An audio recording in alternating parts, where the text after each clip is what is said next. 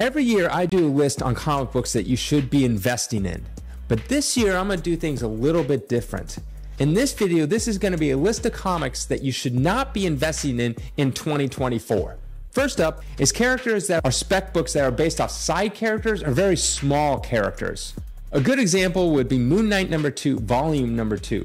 First appearance of Arthur Harrow. Now he's played by Ethan Hawke, and I like Ethan Hawke. But in terms of comic book investing, this is a character that never really appeared ever again, only just in one issue. They happened to use him as a villain in the TV show, and that book just skyrocketed for no good reason.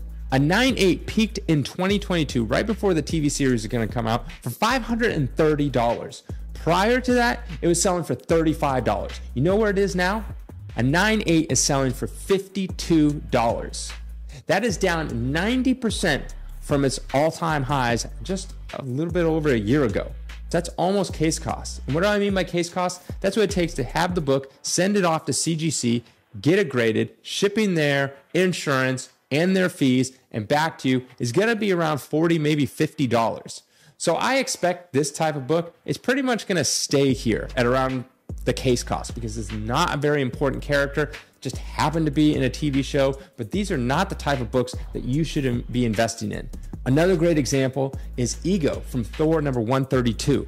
Ego the Living Planet, he was in the Guardians 2 movie. And prior to the Guardians 2 movie, an 8.0 would sell for about $50. It then peaked in 2017 for $151. Now where is it selling for? That same CGC 8.0 is selling for $55, pretty much back to where it was. Now that is a drop of 64%. And I kind of expect this book to kind of stay in this range, maybe over a long period of time, slightly going up.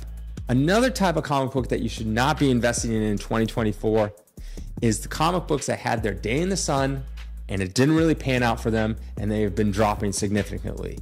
A good example of this is Savage She-Hulk #1. In 2022, it peaked at an all-time high of $2,307. Prior to that, before it started going sky high, it was selling anywhere from the $250 to $300 range for a 9.8. Now what is that same 9.8 CGC going for? About $350. That is a drop of 85% from just a little over a year ago. Now I expect this book to drop slightly more and it'll probably hover around the $300 to $325. Other examples, Moon Knight #1, down 83%. Captain Marvel 14, down by 82%. And Young Avengers #1, down by 82%. Don't expect these books and books like this to go back up to their all-time highs. It's not gonna happen. In fact, they'll probably continue to even go down a little more all through 2024. Next is the modern pump and dumps.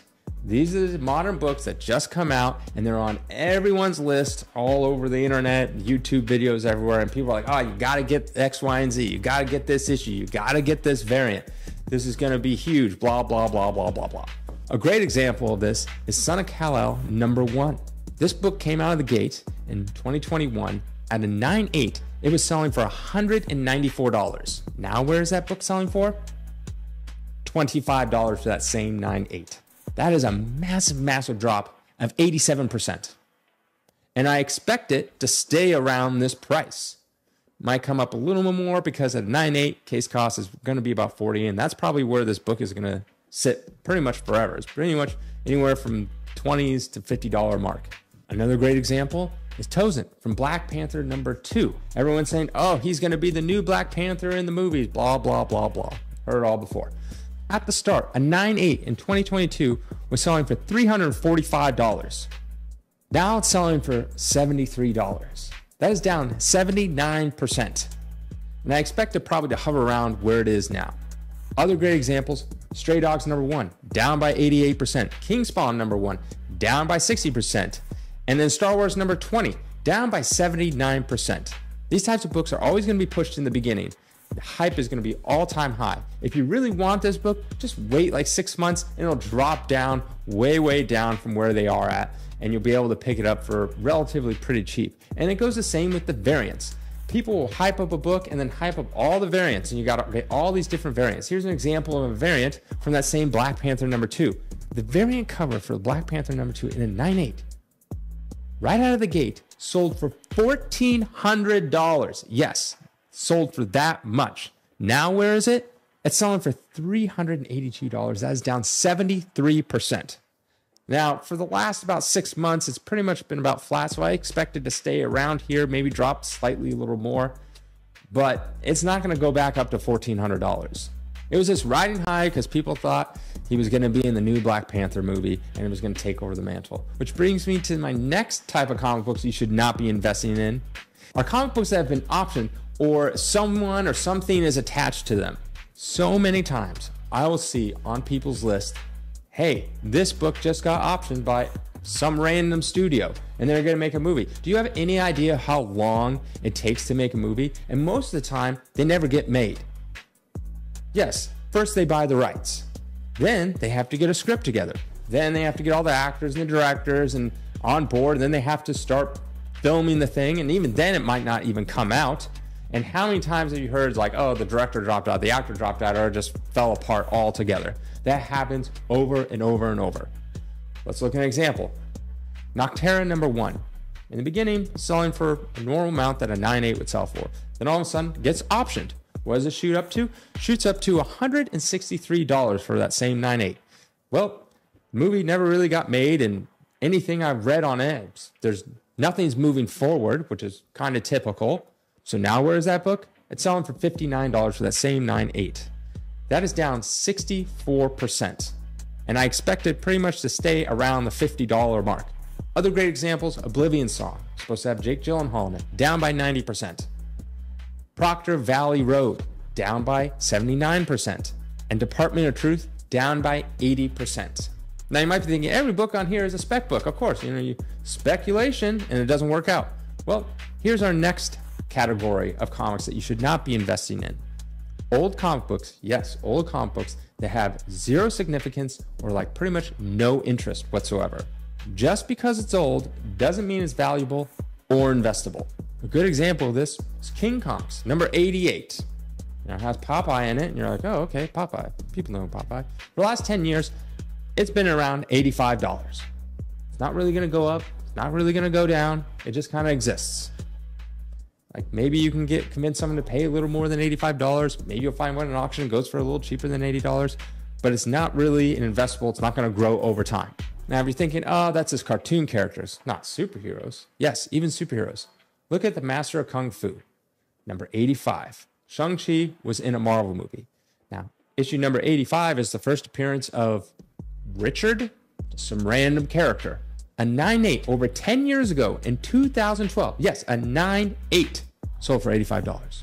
Do you know where that 9.8 is now? $66. Even though it had a small drop in price, this will be the type of book that's always going to be the same. And this is a 9.8. It will always kind of be around anywhere from maybe $50 to $100, and it'll always kind of stay there. Maybe you might get someone to pay like $120, but this is not an investable book. I mean, if you want to buy it and you get it in an auction for cheap, it'll probably stay around the same price that you bought it for a long, long time. So I guess it's safe in that instance. Another great example, Teen Titans #17. And I'm talking the old Silver Age Teen Titans. From 2011, it went from $311 to now selling about $350. So over 10 years, barely went up at all. Or then you get into those obscure books like Love Letter #42. It pretty much has been the same price and no one really even buys it. The top grade sold for $94 with no previous sales. It just kind of sits around at that price. Top grade. So these types of books, they don't really change much. So it's not really that good of an investment. You're not going to buy it and it's just going to go up in the next 20 years. It's pretty much just going to kind of stay the same, and you have to wait for some person to buy it, so they're even harder to move because you'll sit on them for years and years while it'll be up for sale, and pretty much no one wants it, and you'll have it up for sale for like 5 years until someone finally picks it up. That brings me to my last category, and those are comic books that are lower grades than what is desired. So what do I mean by that? So most modern books you should have in a 9.8. Those rare cases, maybe a 9.6 is okay. Pretty much below a 9.8 or even a 9.6, it just becomes not that desired and not really even worth it. And that's like, why are you even casing it to begin with? A good example of this is Batman 105. When it came out of the gate, it was selling for $35 to $65. Now what is it selling for? It sells for about $40. So it hasn't really gone up, hasn't really gone down in the last couple of years, been basically staying the same. There's no significance about this, but that's for a 9.8. Like honestly, if you have the book and you're sending it off to get cased, if it comes back a 9.6, you're basically looking at like a $20, $25 book. So it's not even worth it. Just buy it raw, don't even get it cased, takes up less room. If you're gonna get it cased, just buy it already cased. The book's never gonna be really worth anymore, especially if you got a 9.4, it's worth like 10 bucks. I'm talking about a cased 9.4. So those books just aren't desired. They're barely desired as is. And then you have a less than desired grade. So anything below a 9.8 in that book is not very desired. Most people just pick it up because they're like, oh, it's already cased.